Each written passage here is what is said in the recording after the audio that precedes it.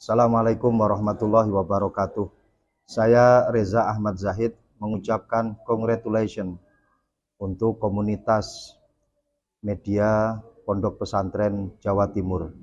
Semoga segala program-programnya, halakohnya, festivalnya berjalan dengan lancar, sukses, dan tentunya membawakan berkah untuk umat, bangsa, dan khususnya untuk pondok pesantren.